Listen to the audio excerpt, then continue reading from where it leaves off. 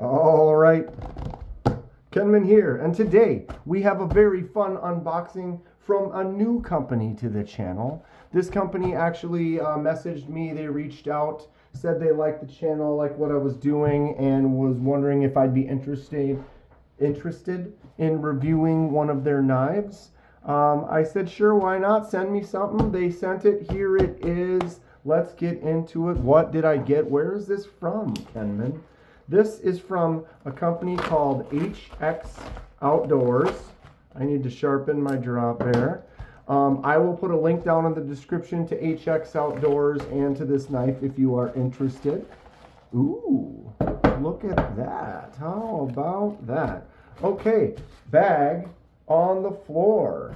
So there it is, HX Outdoors. Everyone deserves an exceptional knife. Cool looking case. Gave me a little patch right there. Everyone deserves an exceptional knife. HX Outdoors. Cool little logo on there.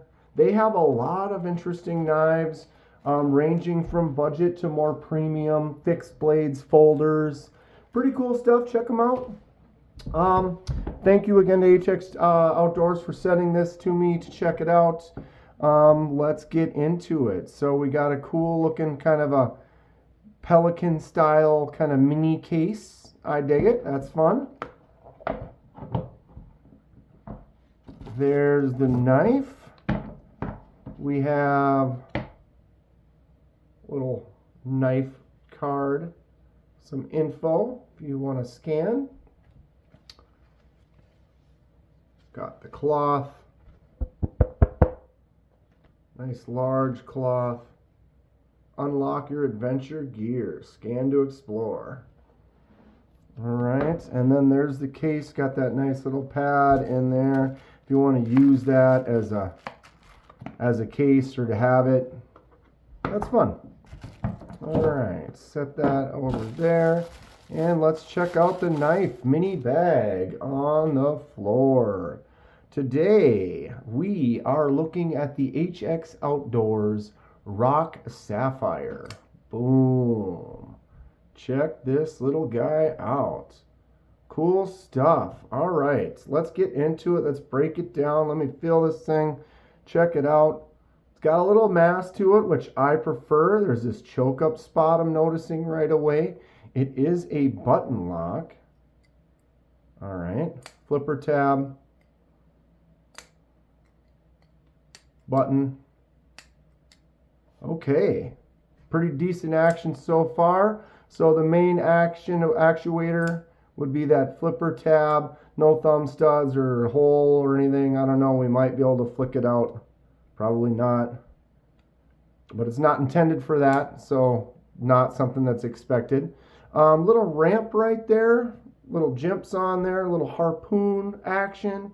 I like this choke up spot. So for smaller knives like this, definitely not a full size or a smaller for sure. I enjoy it when they throw that finger choil, that forward choke up spot. Because see, I can get up here, regular hold on the knife. Pinky doesn't quite fall off, but it's kind of getting close. But then we get that choke up spot and I can lock in here. And now look at how much extra space there is on the back. That's great. Getting in there for doing some close up tighter work. That feels really good. I like that. Okay, clip cannot be swapped to the other side. Kind of, not really a fan as much on these clips where it goes straight and then up and over. I kind of prefer the classic kind of clip where it's folded over itself so it goes this way and then curves around and back. Then you can get that deeper carry all the way to the end versus this. You're only going to get that carry to here, and then the rest is going to stick out. Not that that's a total bad. It's just I prefer a deeper carry clip myself. I mean, I got my Demco right here. It's got the same kind of thing, and I love this knife. So it doesn't make or break the knife at all. I do like it when they do offer the option to put it on the other side for those lefties, but I don't always mind. I carry knives on both sides regularly. Button. It's a new knife. Every time you get a new knife, it takes a while to kind of break it in, get used to it. So if I hold it straight up, push that button, I let go, it will drop all the way shut. So if you get a full press on the button, it does drop completely, swings. So if I get pushed really hard, there's no catch. It seems to stay free as long as you've got it engaged. And you do have to push it down pretty far, which is good because then it doesn't accidentally kind of slide out. Sometimes people feel like button locks can have a little less because you're using the button instead of like a detent. But look at the way the button pulls this in. Boom. It's pretty tight, which is good because sometimes people, you don't want it to be kind of a loose kind of fallout and you can talk it. This you kind of have to get a hold of that. So I'll try to fail one here, push really light. So you can fail it, but I mean if you're trying to flick it out, I don't think you're going to have any problems with it. Boom, flips out no problem at all. And I'm sure after I break this in a little bit, it'll just get even more smooth. I don't have any problems swinging it down. The blade, sometimes I make the blade a little long. I have larger hands. And so I'm always looking for, if I'm holding it like this and that blade swings down, is that going to catch my palm? And it does not. I can hold it right here and let it drop on the blade and it's still far enough that I'm not catching that. That's something I think about with my larger hands. Boom. Okay. Blade is solid. No play right there. No movement. Decent enough detent for a button lock, if you call it a detent at all on a button lock. You can see the button inside there. There's the plunge. It goes down to there and then lets go. Pretty deep, solid button there. I enjoy the shape of this button too. It's kind of that oval rather than just a round button. Not that that really makes any difference, but just kind of the styling, I think, complements this design. What's the materials, Kenman? You haven't really said anything yet. We have a D2 blade and then a titanium handle. So we got that going for it. Should we do a dye? Should we anodize this titanium? What do we think? If I did, what color should I do? It's got some interesting kind of cutout pattern on there. The kind of almost row of frag in a way. The line's kind of a full bolster. Looks like it does have a captive pivot, which is great. So you only need a tool for the one side. It has a logo right there. ZD114S, so like a model number right there. I don't think that's necessary. D2 for the steel, and then we've got the HX Outdoors logo right there. So they keep the logo fairly subtle, not too dark. They're kind of tight in. I think they could do away with that. That must be like the maker's mark right there. But it is a cool design. I enjoy it. There is a lanyard hole for all the Edyards lanyard lovers in there. And then the holes through the center. What's everyone think about this one? If anything, I've noticed I haven't pushed the button enough or I let go of the button a little early and it doesn't always close all the way. But that's more me getting used to the knife. See, now we're just fine. It's not that it's having a problem or it's sticking. I'm just not, you kind of do that sometimes. It's just getting used to a new knife. Every single knife has a little bit different feel to it. I do like the way this feels though. The little ramp, little jimpage. I would like more jimps here. I love a lot of jimps. Get my index finger out on there. Blade does feel nice. Tips in a good spot. Little curve on that belly. I like this extra large kind of choil for sure.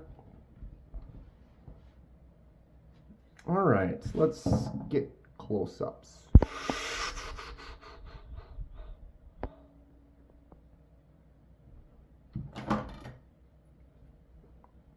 Definitely a smaller offering here. We have 6 3/4 end to end. Blade is 2 7/8. You could say it's 3 if you cut her at an angle, but you're really looking at just under 3 inches on that blade. And just about 2.5 inches on the cutting surface with a slight curve on the belly. And 3 7/8 on the handle. 0.12, 0.12. So the 12 gets to right there. You've got some relief on the top and then the grind on the bottom. So that 12 does carry out to right about there. Nice beefy top, and then it does taper quite well out there. 0.48 on the handle thickness. Thickest spot 1.1 with the flipper. 1.29 down here. 0.88 thickest spot of the blade. 1.09. Never gonna die. This battery's gonna tell us it's dying for another 100 years is my guess. I'm liking it. Now I know they sent this to me for free, so you know, you'll think, oh, you got it for free, he's just going to praise it, he's always just going to tell them it's awesome. I will always give you my full honest opinion.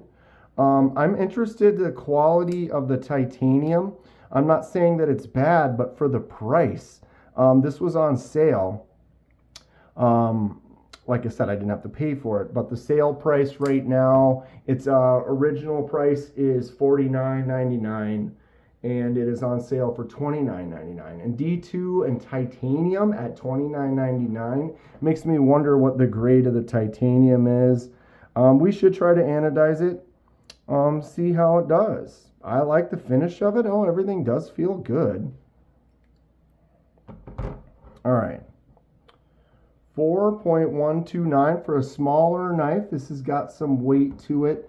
Titanium is not nested at all. You can see the liners underneath there that's giving it a little bit more of that weight. 4.13. I compare everything with the Kaiser Drop Bear. 3.29. Excellent daily carry right there. So 4.13, a little bit heavier for the smaller size. But I prefer a heavy knife myself, so I don't mind that at all. The Drop Bear is a great no-nonsense daily carry EDC. Highly recommended. Check one out. Mine is dirty and probably getting dull. So yeah, not quite a full sizer, but you'll see the blade is fairly similar to the Drop Bear, but the handle on the Drop Bear is maybe a 1/4 inch larger. So it's a smaller one, the Rock Sapphire there. Check out a Drop Bear though, they are really great. All right, I have been doing some paper cut tests. Got a wild piece of paper right here. Let's see how sharp this thing is. Ooh, wow. That feels really, really nice. You seeing this? This is the sharpest knife I've used for a cut test in the last like 3 or 4 unboxings. That is great. Let's try to get a real thin one. There it is. Got a little curly spiral. That's amazing. Good job on the sharpness of that blade. That feels great. 12 out here, and they get it down to an edge like that right out of the box. Can't complain about that. Okay. So what do we think? HX Outdoors, there is a link down in the description. Go check out their page. They do have a lot of a variety of knives. Like I said, budget to more premium. Definitely some cool fixed blades and some outdoor kind of rugged gear. They seemed like they had a lot of interesting stuff. So when they reached out, I responded and said, yeah, you know, let's try it out. So the first one they sent here, I'm pretty happy with. The Rock Sapphire with the D2 and the titanium. Please comment below what color would you like to see me try to anodize this. It would be nice to try to maybe put a different clip on there, but it does have the three screw setup, so that's a little bit harder to find something, so I'm probably going to just call it at that.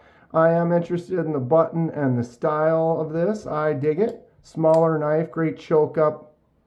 I'd say this isn't bad. I'm going to test this one out, see what we think about it. Anybody else pick up something from HX Outdoors? Do they have a Rock Sapphire? Do you have something else? Whatever things anyone can recommend or suggest or thoughts on the company, feel free to comment below. Thanks again, HX Outdoors. Stay sharp. We'll see you soon.